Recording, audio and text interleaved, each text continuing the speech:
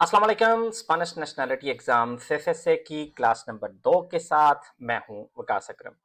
दोस्तों, आज की इस क्लास में हम सॉल्व करेंगे अगले 30 क्वेश्चंस। क्लास नंबर 1 में या पार्ट नंबर 1 में आपने सीखे थे पहले 30 सवालात। लेकिन वीडियो का आगाज करने से पहले पिछली वीडियो की तरह यहाँ पे आपको बताता चलूं, अगर आप पेपर पे देख के ये इन क्वेश्चंस की तैयारी करना चाहते हैं या जिस तरह से बाकायदा एग्जाम में आएंगे, तो आप अमेजोन से ये से 2025 की जो मैंने बुक अपलोड की हुई है, 12 मुख्तलिफ एग्जाम्स में ये 300 क्वेश्चन जो है ना वो तरतीब दिए हैं, बिल्कुल ऐसे ही जैसे एग्जाम में आते हैं। तो अमेजोन पे आप वकास अकरम लिखेंगे तो ये बुक आपके सामने आ जाएगी, ये वहां से आप ले सकते हैं, या इस वीडियो की डिस्क्रिप्शन में मैं इसका लिंक जो है ना वो पेस्ट कर दूंगा। साथ साथ अमेजोन पे वकास अकरम लिखने से आपको ये उर्दू स्पेनिश जो बेसिक वोकैबुलरी और सेंटेंसेस की मेरी बुक है वो भी आपको इसी तरह से मिल जाएगी। अमेजोन पे आप वकास अकरम लिखें तो आपको ये दोनों बुक्स से 2025 और उर्दू स्पेनिश बेसिक वोकैबुलरी या फ्रासेस ये बुक भी आपको मिल जाएगी।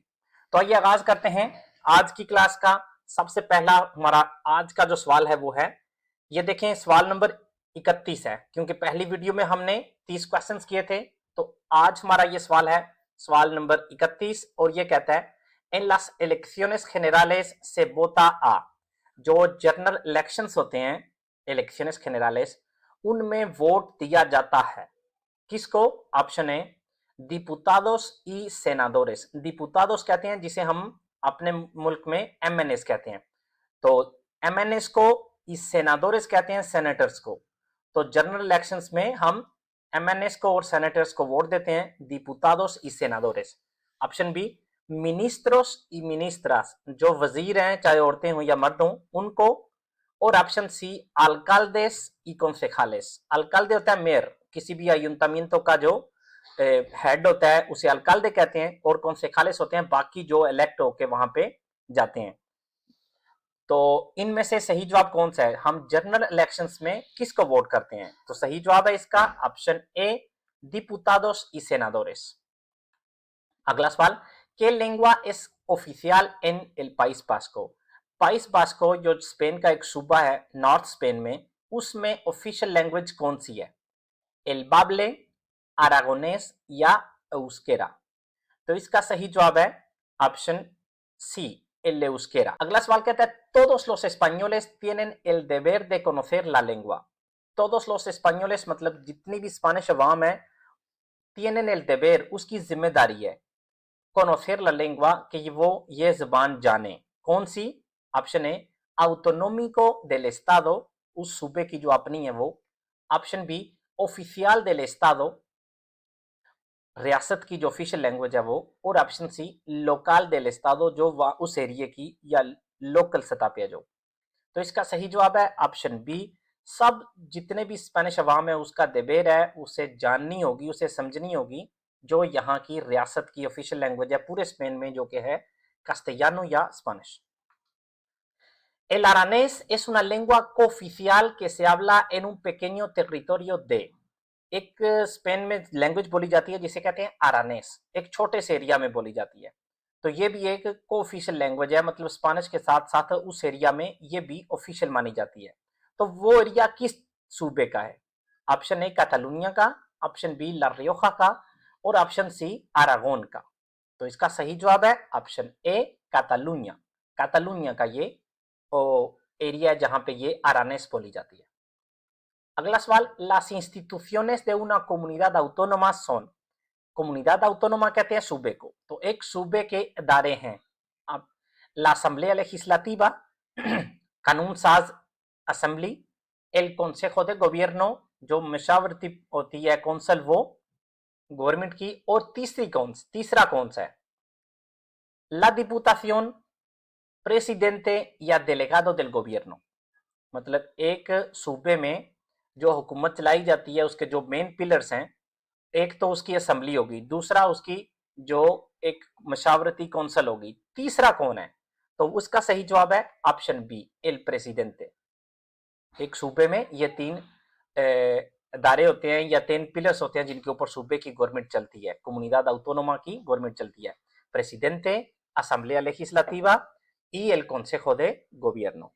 Aguila sawal, ¿qué institución tiene como fin la promoción de la enseñanza de la lengua española y la difusión de la cultura española? तो कौन सा ऐसा इदारा है जिसका मकसद है स्पेनिश लैंग्वेज को आम करना और स्पेनिश कल्चर को लोगों तक पहुंचाना?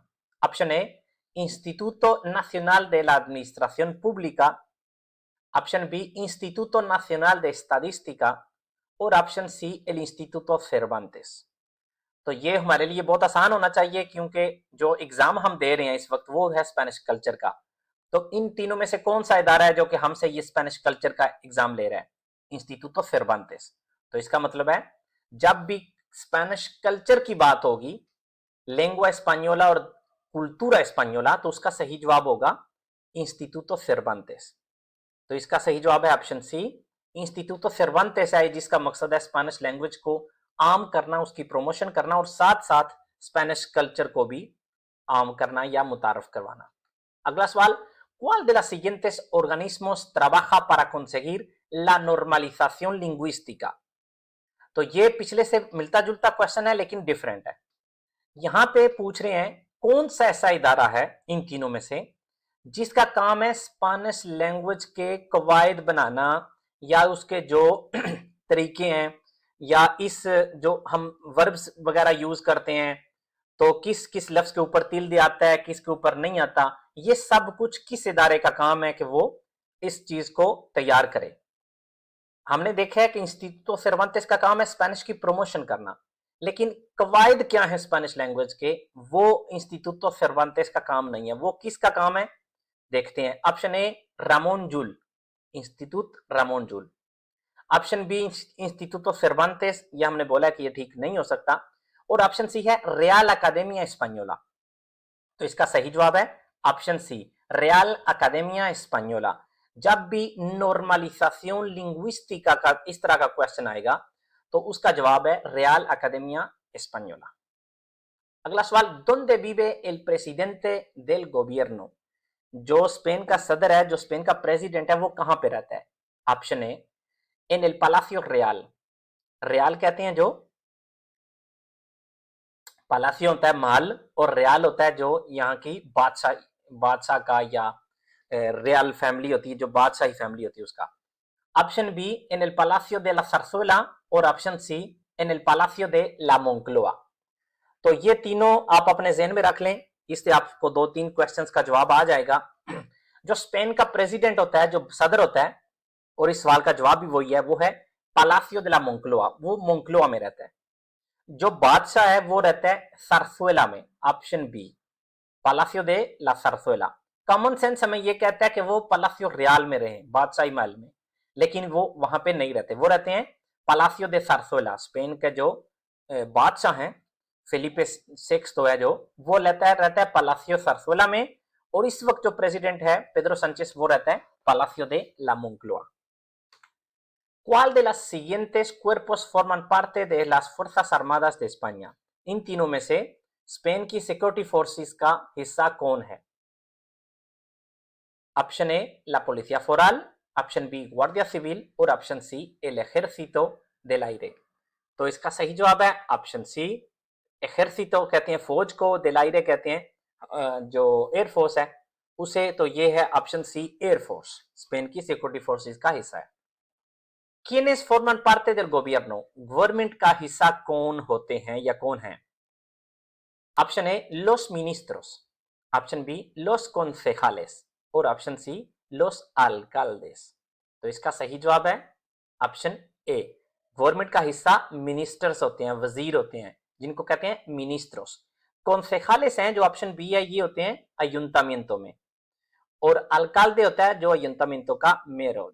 तो इसलिए सही जवाब है इसका ऑप्शन ए, लोस मिनिस्ट्रोस।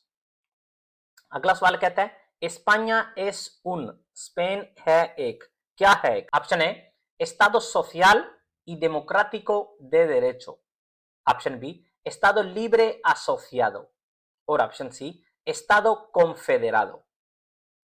तो इसका सही जवाब है ऑप्शन ए। इस तरह के दो सवाल हैं, एक जो बिल्कुल पहली वीडियो का पहला सवाल है एस्पाña एस, तो वो है मोनार्किया पार्लामेंटारिया, और दूसरा सवाल जो इस तरह का होगा España es un, तो उसका जवाब जो सबसे लंबा होगा वो उसका जवाब है Estado social, वेलफेयर स्टेट है एक, डेमोक्रेटिको जमहूरी दे derecho, तो ये एक वेलफेयर और जमहूरी स्टेट है। ऑप्शन ए इसका सही जवाब है।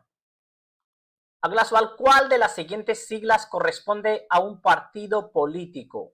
सिग्लास कहते हैं जो हमें यहां पे नजर आ रहे हैं जो अल्फाज, तो इन तीनों में से कौन से ऐसे तीन लफ्ज हैं जो कि एक सियासी पार्टी के हैं, मतलब सियासी पार्टी का नाम कह लें, इन तीनों में से कौन सा लगता है? पेपे, पीब या उए? तो इसका सही जवाब है ऑप्शन ए पेपे, पार्टिदो पॉपुलर। ये एक जो यहाँ की सियासी पार्टी है उसके सिग्लास हैं। पीब क्या होता है? पीब होता है प्रोडक्टो इंटीरियर ब्रूटो, ये किसी मुल्क की इकोनॉमी को चेक करने के लिए इस्तेमाल होता है। और ऊए कहते हैं यूनियन यूरोपिया, मतलब यूरोपीय यूनियन को, इसलिए सही जवाब है ऑप्शन ए। अगला सवाल, के título tiene la futura reina hija del rey? क्या लकब है स्पेन की जो अगली बादशाह है, बादशाह बननी है जो, उसके पास, जो कि इस वक्त के बादशाह की बेटी है? प्रिंसेसा दे अस्तूरियास, प्रिंसेसा दे अरागोन या दुकेसा दे अल्बा? तो इसका सही जवाब है प्रिंसेसा दे अस्तूरियास, अस्तूरियास की शहजादी। अगला सवाल, ¿con qué rey se restaura la democracia en España después del régimen de Franco? Franco Spain का एक डिक्टेटर था जिसने तकरीबन 40 साल यहाँ पे हुकूमत की है। तो 1939 से लेकर तकरीबन 72 तक उसने एक डिक्टेटरशिप चलाई है यहाँ पे। तो उसके बाद जब वापस जमहूरियत आई है तो वो कौन से बादशाह के पास साथ आई है? सवाल ये कह रहा है कि डिक्टेटर के बाद, फ्रांको के बाद जब जमहूरियत आई है, कौन सा बादशाह था उस वक्त? कार्लोस तेरसेरो, अल्फोंसो त्रेसे या जुआन कार्लोस प्रीमेरो? तो इसका सही जवाब है ऑप्शन सी, जुआन कार्लोस प्रीमेरो। ये जो अभी स्पेन का बादशाह है ना, फेलिपे सिक्स्थ, ये इसका बाप था जुआन कार्लोस प्रीमेरो। तो उसके साथ जब फ्रांको की वफात हुई है तो उसके बाद जब जमहूरियत आई है तो वो इस बंदे के साथ आई है, जुआन कार्लोस प्रीमेरो के साथ। अगला सवाल, ¿en qué año se aprobó la Constitución española? तो स्पेन का जो आइन है, कॉन्स्टिट्यूशन है, ये किस साल में पास हुई? 1957, 1978 या 2001? तो इसका सही जवाब है ऑप्शन बी 1978। और कैसुअलिदाद कह रहे हैं कि आज जिस दिन मैं ये वीडियो रिकॉर्ड कर रहा हूं ये है 6 दिसंबर। तो 6 दिसंबर को स्पेन के आइन का दिन मनाया जाता है, जिस दिन ये एक रेफरेंडम के जरिए पास हुई थी 1978 में, 1978 में। अगला सवाल, ¿cuántas comunidades autónomas tienen su propia bandera? comunidades autónomas आपको पता है ये सूबों को कहते हैं। तो सवाल ये है कि कितने सूबों के पास अपना झंडा है? Option A ninguna, option B todas और option C las que tienen una lengua cooficial, सिर्फ वो जिनकी अपनी जबान है, कोऑफिशियल जबान है, जिस तरह से catalan, euskera, gallego, ये ऐसे सूबे हैं जिनकी अपनी ऑफिशियल लैंग्वेज है स्पेनिश के अलावा। तो ये ऑप्शन सी कह रहा है सिर्फ उनका अपना झंडा है। तो जवाब इसका क्या हुआ? ऑप्शन सी todas, जितने भी सूबे हैं सब की अपनी अपनी अपना अपना झंडा है। अगला सवाल कहता है कि organismo oficial atiende las quejas de los ciudadanos por el mal funcionamiento de las administraciones? तो कौन सा ऐसा इदारा है जिसके पास आम आवाम जाके अपनी शिकायत दर्ज कर सकती है गवर्नमेंट के किसी भी ऑफिस के खिलाफ, किसी भी एडमिनिस्ट्रेशन के खिलाफ? Option A La Oficina de atención al consumidor, एक ऐसा ऑफिस जहां पे क्लाइंट्स को अटेंड किया जाता है। ऑप्शन बी ला पोलिसिया नाcional और ऑप्शन सी डिफेंसोर del pueblo। तो इसका सही जवाब है ऑप्शन सी, ये इस इदारे का नाम है डिफेंसोर del pueblo। तो जितनी भी आम आवाम को शिकायत होती हैं वो यहाँ पे जो है ना वो दर्ज करवा सकते हैं डिफेंसोर del pueblo के ऊपर। अभी जो बात चल रही है इमिग्रेशन खोलने की, वो भी स्टार्ट यहाँ से हुई थी, मतलब जितने भी लोगों के जो फिर्मास थे, साइंस थे, वो डिफेंसोर del pueblo तक लेके गए थे, उसके बाद ये बात आगे बढ़ी। अगला सवाल, ¿cuántas firmas como mínimo deben recoger los ciudadanos para poder presentar una proposición de ley? जो आम शहरी हैं उनको कितने सिग्नेचर्स जो है ना वो जमा करने होंगे ताकि कोई भी नए कानून के ऊपर बहस हो सके या कोई नया कानून वो उसका प्रपोजल कर सकें कि ये होना चाहिए, 2.5 लाख, 1 लाख या 5 लाख। तो इसका सही जवाब है ऑप्शन सी, 500,000। अभी इमिग्रेशन के लिए जो साइंस इकट्ठे हुए थे ये तकरीबन 7.5 लाख इकट्ठे हुए थे। इसी वजह से जो पार्लियामेंट है उसमें इसके ऊपर बहस हुई या उसके इसके बारे में बातचीत होना स्टार्ट की। अगला सवाल है, ¿Cuál de estas organizaciones internacionales pertenecen a España? इन तीनों में से कौन सी इंटरनेशनल तंजीम है जिसका स्पेन हिस्सेदार है? ऑप्शन ए, Mercado Común del Sur, la Organización de las Naciones Unidas या यूनियन इकोनॉमिका euroasiática।